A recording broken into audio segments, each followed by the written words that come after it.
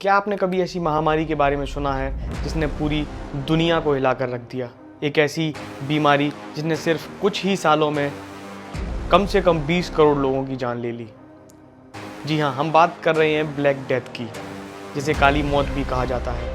यह एक ऐसी महामारी थी जिसने यूरोप, एशिया और अफ्रीका में आतंक मचा दिया था।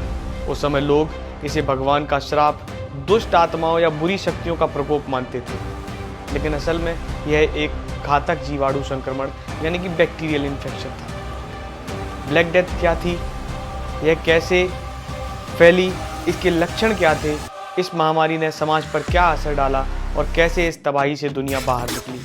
दोस्तों, स्वागत है आपका अपने चैनल पर। साल 1347, अक्टूबर का महीना, यूरोप का मौसम सर्द हवाओं से घिरा हुआ था। ब्लैक सी से एक लंबी दूरी तय कर कई व्यापारिक जहाज सिसिली पोर्ट पहुंचे थे। बहुत इंतजार के बाद लोगों ने देखा कि जहाज किनारे लग गए हैं, लेकिन उनमें से कोई बाहर नहीं उतर रहा है। लोगों को कुछ समझ नहीं आ रहा था। कुछ समय बाद जब वे खुद जहाज पर चढ़े तो उनके होश उड़ गए।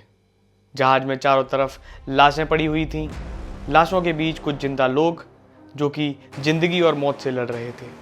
वहाँ मौजूद हर कोई ये सवाल लेकर खड़ा था कि इतनी बड़ी संख्या में ये मौतें हुई कैसे। इस समय लोगों को ये अंदाजा भी नहीं था कि आने वाले समय में यूरोप में कितनी बड़ी तबाही मचने वाली है। ये लाशें मौत का फरमान थीं और इन्हीं जहाज़ों से शुरू हुआ मौत का तांडव, जो अगले कई सालों तक चला। और मौत का ये सिलसिला धीरे धीरे पूरे यूरोप में फैलने वाला था और एक महामारी का रूप लेने वाला था। देखते ही देखते यूरोप की आधी आबादी को इस महामारी ने मौत के घाट उतार दिया। इस महामारी का नाम था ब्लैक डेथ।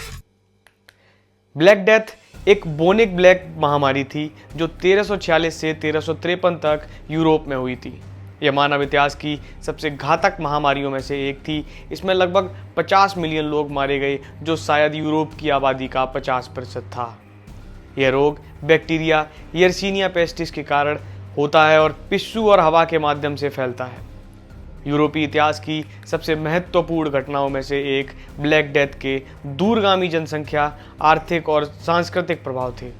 ये दूसरे प्लेग महामारी की शुरुआत थी। प्लेग ने धार्मिक, सामाजिक और आर्थिक उथल पुथल पैदा की थी, जिसे यूरोप के इतिहास पर गहरा प्रभाव पड़ा। आनुवंशिक विश्लेषण से पता चलता है कि यर्सीनिया पेस्टिस बैक्टीरिया लगभग 7000 साल पहले नवपाषाण काल की शुरुआत में विकसित हुआ था और पिस्सू 3800 साल पहले लगभग कांस्य युग के अंत में उभरे थे। वैसे तो इसकी उत्पत्ति अस्पष्ट बनी हुई है, पर कुछ सबूत मध्य एशिया, चीन और यूरोप की ओर इशारा करते हैं।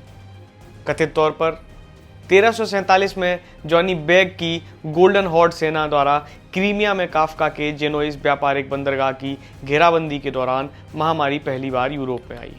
क्रीमिया से यह जेनोइस जहाज़ों पर यात्रा करने वाले चूहों पर रहने वाले पिस्सू द्वारा आई।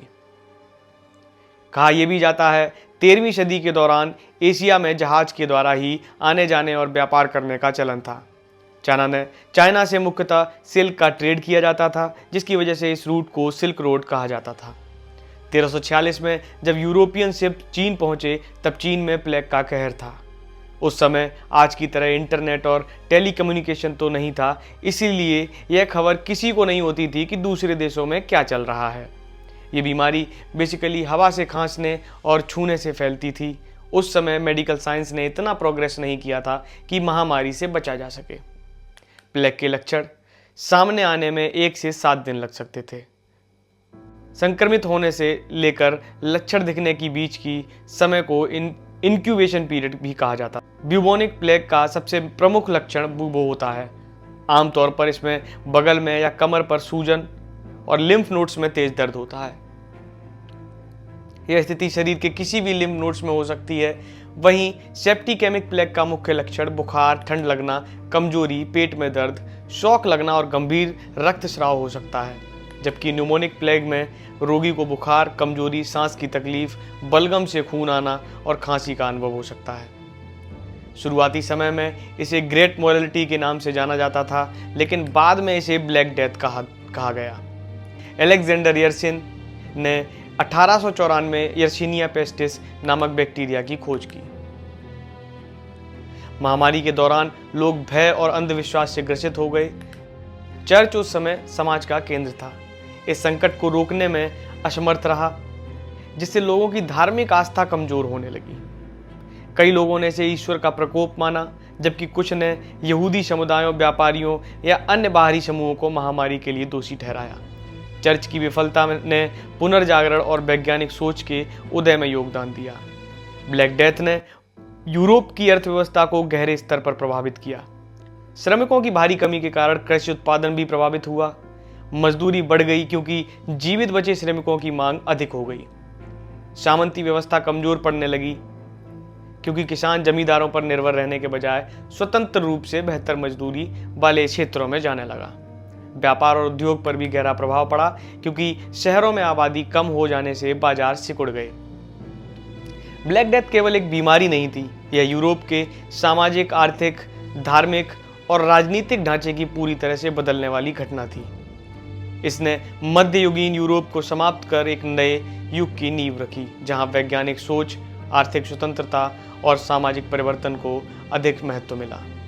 इस भयावह त्रासदी ने आधुनिक यूरोप के निर्माण में महत्वपूर्ण भूमिका निभाई। तो ये कुछ जानकारी थी ब्लैक डेथ से संबंधित। अगर आपको वीडियो पसंद आई तो चैनल को सब्सक्राइब करें, वीडियो को लाइक करें और शेयर करना ना भूलें। धन्यवाद।